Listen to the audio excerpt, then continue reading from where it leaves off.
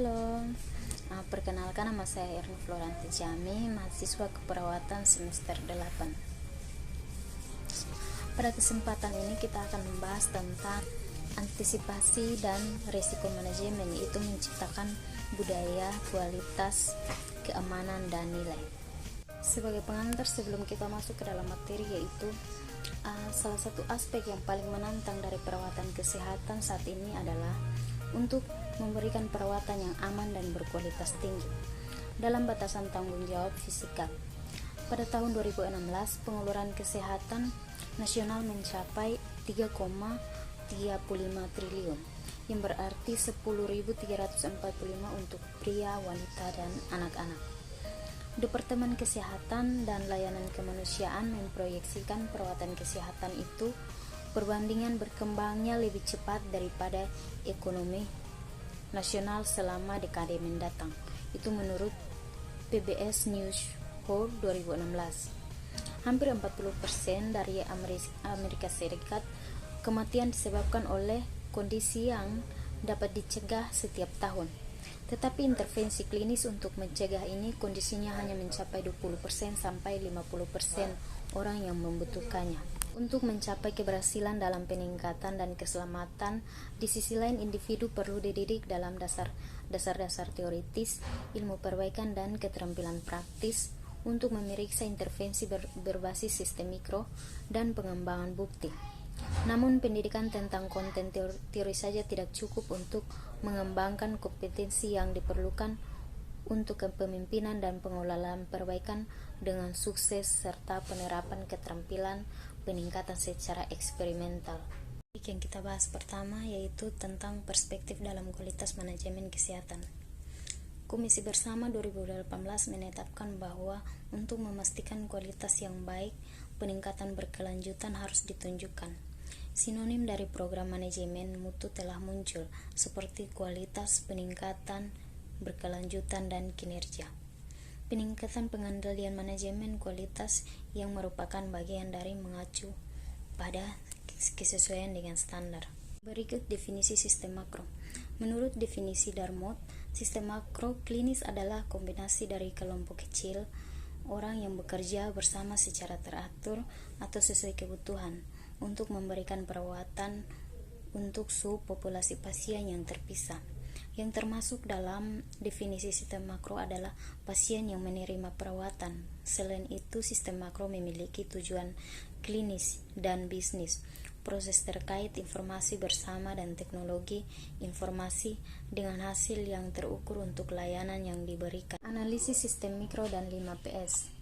Analisis sistem mikro merupakan komponen penting dari peningkatan perawatan kesehatan karena analisis yang kuat memberikan hasil sebagai berikut, yaitu yang pertama, analisis sistem mikro memberikan data pendukung atau alasan untuk perbaikan, dan kedua, data kuantitatif memberikan dasar untuk tujuan perbaikan yang dapat diperiksa secara terukur dan tidak berdasarkan spekulasi atau hasil ekspektasi. Menurut Batalden 2010. Pengukuran untuk peningkatan. Pemimpin perawat harus memiliki pemahaman tentang pengukuran untuk peningkatan serta memandu keterampilan staf. Proses statistik yang kuat untuk peningkatan menggabungkan deskriptif parametrik, metode statistik dan non-parametrik dengan kontrol proses statistik atau SPC. Memahami metode statistik tradisional tidak hanya penting untuk proses analitis yang mungkin penting ketika mengevaluasi atau mempelajari proyek perbaikan, tetapi juga memberikan kritis untuk latar belakang menjadi konsumen penelitian atau bukti yang baik. Penerapan untuk praktik menggunakan contoh Cauty dan Mitchell. Suatu ukuran hasil mungkin adalah tingkat Cauty per bulan. Untuk menentukan ukuran ini secara operasional, penyebut harus dikembangkan. Pemimpin perawat mengajukan sejumlah pertanyaan dan melibatkan anggota staf. Identifikasi masalah. Analisis dan pelaporan data yang dikumpulkan dari proses evaluasi mengarah pada identifikasi dan isolasi masalah. Bukti berasal dari sumber primer seperti klien dan personel perawat. dari sumber sekunder termasuk bagan dan keluarga klien. Klien dan keluarga aktif partisipasi harus menjadi bagian dari proses. Komponen program manajemen kualitas. Program manajemen mutu terdiri dari berikut ini menurut Coach 2013. Yang pertama, pernyataan tertulis yang jelas dan ringkas tentang tujuan, filosofi, dan nilai. Yang kedua yaitu standar atau indikator untuk mengukur kualitas perawatan. Yang ketiga, kebijakan dan prosedur untuk mengukur standar seperti mengumpulkan data. Kebijakan ini menentukan struktur organisasi untuk program. Yang keempat, analisis dan pelaporan data yang dikumpulkan dengan isolasi masalah dan varians. Yang kelima, penggunaan hasil ukur memprioritaskan merencanakan tindakan dan mengoreksi masalah dan varians.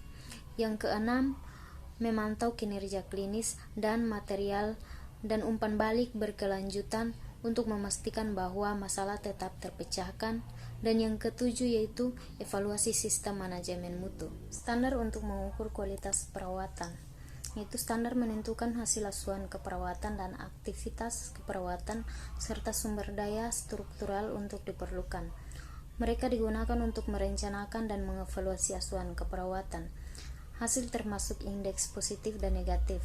Standar diarahkan pada masalah struktur, proses, dan hasil dan memandu tinjauan fungsi sistem kinerja staf dan perawatan klien. Yang pertama yaitu penyebab utama. Analisis dilakukan untuk memahami bagaimana dan mengapa peristiwa Sentinel yang merugikan terjadi dan untuk mencegahnya terulang kembali. Sentinel adalah peristiwa yang tak terduga, kejadian tak diinginkan yang melibatkan kematian atau cedera fisik yang serius. Kedua adalah kebijakan prosedur. Mengintegrasikan kebijakan kepemimpinan dengan nilai yang umum bagi profesional perawatan kesehatan dan pekerjaan perawatan kesehatan yang mendasarinya sangat penting untuk berkontribusi pada kepemilikan bersama kebijakan oleh semua orang dalam organisasi, menurut Batelden dan Davidoff 2007. Kebijakan dan prosedur menentukan struktur organisasi untuk program manajemen mutu dan menetapkan alat untuk pengumpulan data. Alat pengumpulan data dapat berupa kuesioner, skala penilaian, atau wawancara. Reliabilitas dan validitas merupakan konsep penting dalam menentukan nilai instrumen yang digunakan untuk mengukur variabel dalam suatu penelitian. Reliabilitas adalah sejauh mana eksperimen, pengujian, atau prosedur pengukuran menghasilkan hasil yang sama pada uji coba berulang. Alat kualitas manajemen. Menurut The American Society for Quality 2018 menjelaskan alat dasar untuk peningkatan kualitas. Yang pertama yaitu teknik statistik. Teknik statistik meliputi pengukuran tendensi sentral dan variabilitas, uji signifikasi, dan korelasi. Yang kedua adalah data analis. Data analis dapat dibagi menjadi tiga jenis, yaitu alat pengambilan keputusan, bagan analisis data, dan bagan relasional. Yang ketiga yaitu alat pengambilan keputusan. Dalam alat pengambilan keputusan dibagi lagi menjadi beberapa bagian, yaitu yang pertama, brainstorming adalah generasi ide yang mengalir bebas. Pendekatan ini dapat membangkitkan semangat, menyamakan keterlibatan untuk semua peserta, dan menghasilkan solusi asli untuk masalah, menurut Mukherjee 2006. Yang kedua yaitu multivoting. Multivoting adalah metode untuk menentukan item yang paling populer atau penting dari daftar, tanpa banyak diskusi atau kesulitan. Yang berikut adalah teknik kelompok nominal. Ini adalah proses pengambilan keputusan kelompok untuk menghasilkan sejumlah besar gagasan di mana setiap anggota bekerja sendiri. Teknik ini digunakan ketika anggota kelompok baru mengenal satu sama lain atau ketika mereka memiliki pendapat dan tujuan yang berbeda. Pendekatan ini lebih terstruktur daripada brainstorming dan multivoting. menurut Mukherjee 2006. Yang terakhir adalah metode Delphin. Delphin adalah kombinasi dari teknik brainstorming dan multivoting dan nominal group. Digunakan ketika grup tidak berada di satu lokasi dan sering dilakukan melalui surat atau email. Yang keempat yaitu grafik analisis data, terbagi dalam dua bagian, yaitu yang pertama matriks prioritas. Alat ini menggabungkan diagram pohon dan diagram matriks berbentuk L untuk menampilkan efek terbaik. Matriks prioritas sering digunakan sebelum matriks yang lebih kompleks dibutuhkan. Matriks menerapkan opsi-opsi yang sedang didiskusikan dengan pertimbangan prioritas.